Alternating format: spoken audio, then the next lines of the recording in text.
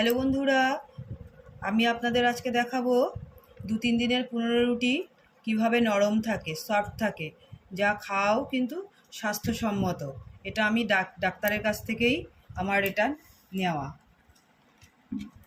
দেখুন, আমি পরিমাণ মতো আটা নিয়ে নিয়েছি। এবার এটাকে একটু মেখে নেব। যা জল দেওয়ার আমি একবারেই দিয়ে দেবো।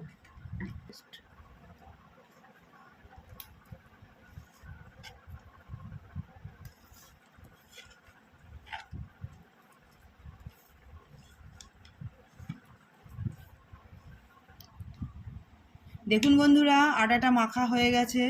একবারেই জল নিয়ে আমি মেখেছিলাম, কীরকম নরম হয়েছে এই দেখুন। এই দেখুন।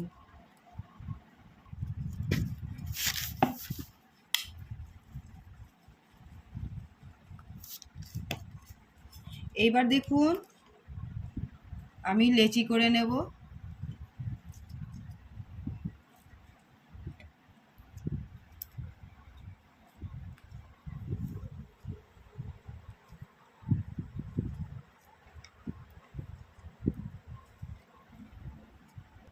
দেখুন বন্ধুরা, আমি রুটি থেকে কীরকম গোল গোল করে রেখে দিয়েছি, আর আটা বেলার জন্য একটু মাঝখানে আটা নিয়ে নিয়েছি।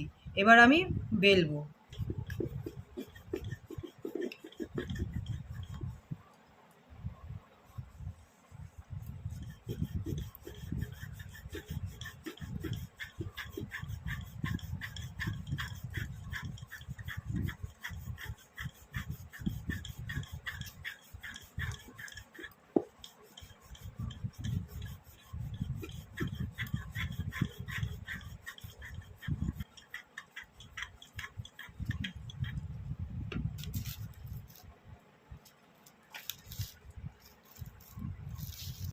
রুটি বেলা হয়ে গেছে, এইবার রুটি চাটুতে দেব।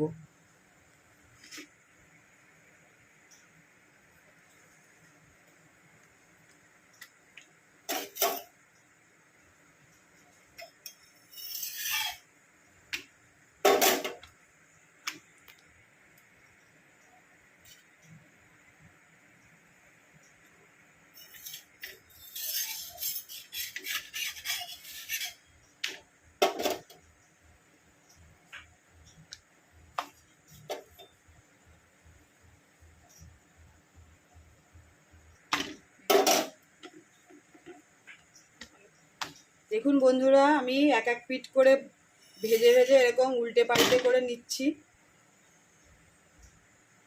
আমার এখানে একবারে 4টে রুটি আছে।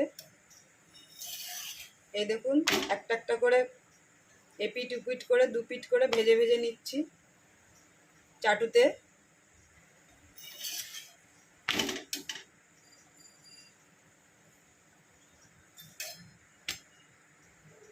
ভাজা হয়ে গেছে। সব থেকে যে নিচে যে রুটিটা আছে সেটাকে আমি নিয়ে নিলাম।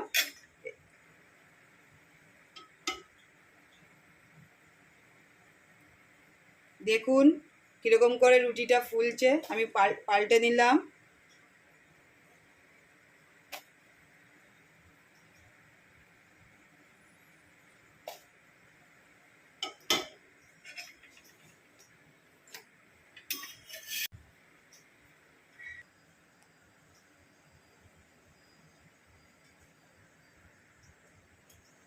দেখুন কিরকম ফুলেছে। দেখুন, আমি এই গরম চাটুতে একটু জল দিয়ে দিলাম।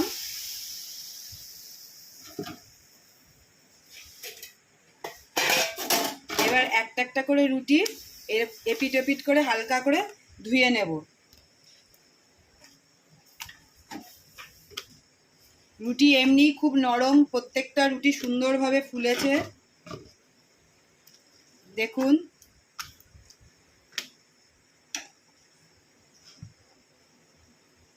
ফুলে বেশি। দেখুন বন্ধুরা, এ দেখুন, আমি একটা একটা করে রুটি দেখুন কীরকম পাতলা নরম। এ দেখুন, দেখুন কীরকম পাতলা। এবার একটা একটা করে তুলে নেবো।